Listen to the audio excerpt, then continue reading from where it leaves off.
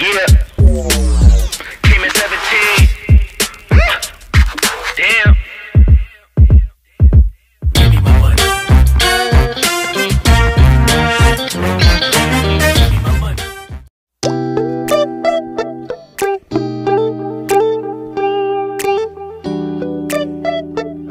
Hello mga idol! Today's video ay tatalakayin natin kung paano ang tamang pag-aalaga sa battery ng ating smartphone.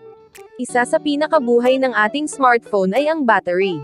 Dahil sa mabilis na innovation ng ating teknolohiya ay mas nag-i-improve ang battery ng mga smartphone natin. Pero kahit na nag-improve na ang battery natin ay kailangan natin ng tamang pag-aalaga upang mas mapakinabangan pa natin ang ating smartphone.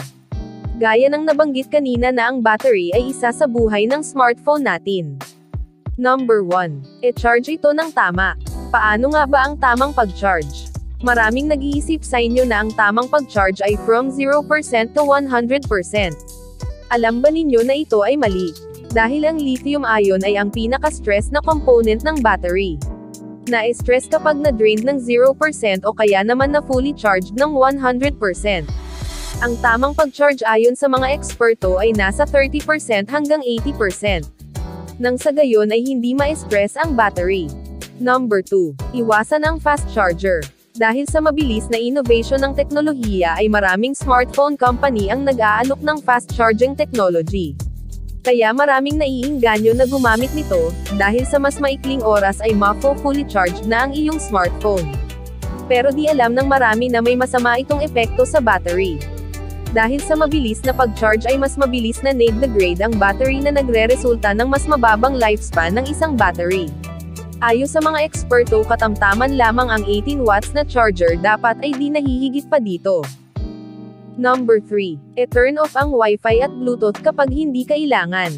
Marami sa inyo ang nakakalimutang patayin ang Wi-Fi at Bluetooth kapag di na ginagamit. Malaki ang epekto nito sa battery dahil ang palagiang nakabukas na Wi-Fi ay nagkokonsumo ng battery at nagdudulot ito ng stress sa battery. Dahil ang Wi-Fi ay tuloy-tuloy itong mag-scan ng network gayon din sa Bluetooth na tuloy-tuloy naman sa pag-scan ng devices. Sa katagalan ay magkakaroon ito ng masamang epekto sa battery na magre-resulta sa degraded battery. Number 4. Gamitin ang Smart Battery Mode. Huwag nang mag-install ng mga battery-related apps. Napakarami niyan sa Play Store. Dahil ang smartphone natin mismo ay mayroon ng ganyang features. Hanapin mo lamang sa settings ng iyong phone ang Smart Battery Mode. Makakatulong ito na ma-regulate ang mga umaabusong apps na nag-run kahit di ginagamit. At ma-check mo din dito kung okay pa ba ang battery health mo. Isa pa sa kagandahan ng Smart Battery Mode ay nare-regulate rin ito ang screen brightness ng iyong phone at makakatipid ka sa battery. Number 5. Gamitin ang Dark Mode. Ang Dark Mode ay malaking tulong upang makabawas sa battery consumption. Dahil ayon sa pag-aaral mas nagkokonsumo ng battery ang light color sa screen kumpara sa darker color lalong-lalo na ang black.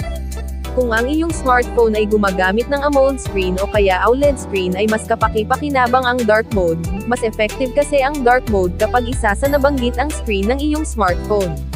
Halimbawa sa AMOLED, ang black background sa AMOLED ay totally black na halos patay ang screen sa parte na black. Kaya naman nakakatipid ito sa battery. Sa mga IPS LCD screen naman ay di effective ang dark mode dahil ang black sa LCD ay di naman nakakasabay ang backlight ng LCD. Kung kaya't halos pareho pa rin ang battery consumption nito, huwag malungkot mga IPS LCD screen gaya ng aking phone. May pakinabang pa rin naman ang dark mode. Nakakatulong ito para makabawas sa stress ng ating mga mata kapag babad tayo sa smartphone. I can swear, I can joke, I